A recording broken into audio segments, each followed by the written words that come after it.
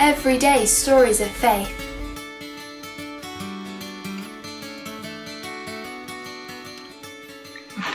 Good morning, my name's Tim Fudge, and just in case I forget, I've got a little cup with tea on it.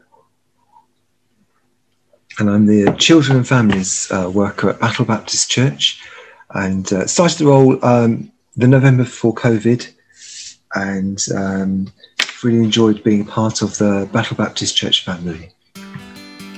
What was life like before you decided to follow Jesus? Many years ago, when I was a teenager,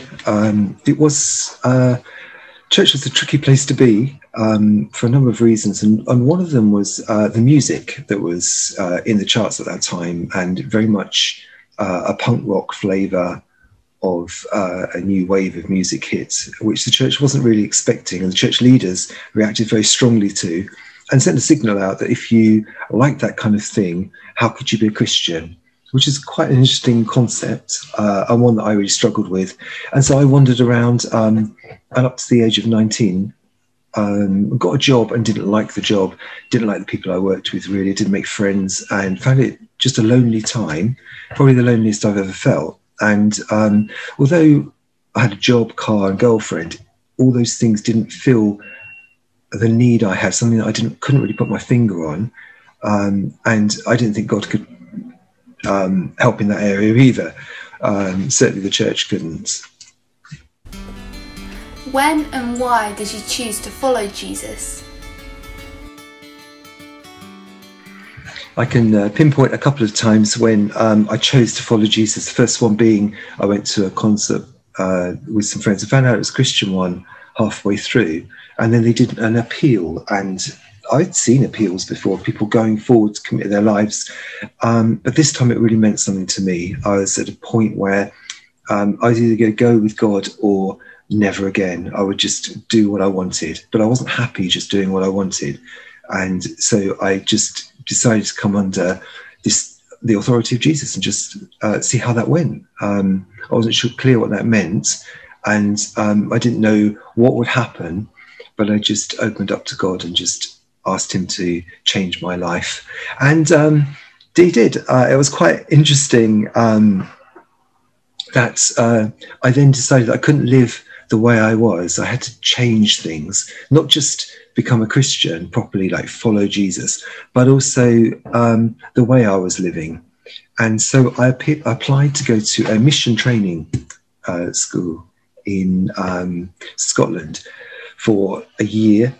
And I sent a letter off and my references, and I got a no, which I was really surprised about because I'd sold my car and I'd decided to give up work to go in September on this training college. So I rang them up to say, maybe you've made a mistake, which is the way I felt.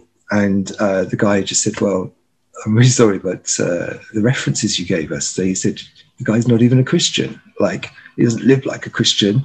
It'd be a real big mistake to take Tim Fudge on. Not the first time I've heard that. Yeah, and I begged him, just said, like, I am a Christian. I wasn't a Christian, I agree. I wasn't going on as a Christian, but I am now. I follow Jesus and I want to get it right. And he must have responded. He probably prayed, and he said, okay, you can have this chance to do that. I never looked back. It was a really great time for me. What difference does following Jesus make?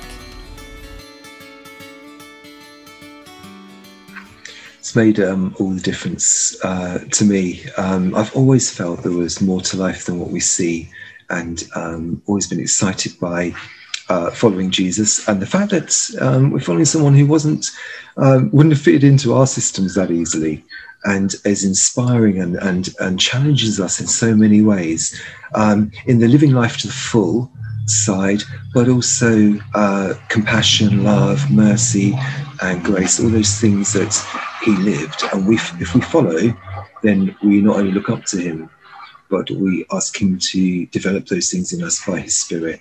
And I've always felt that that's the difference between life and death for me, that I would definitely have struggled without Jesus in my life if I hadn't made that decision.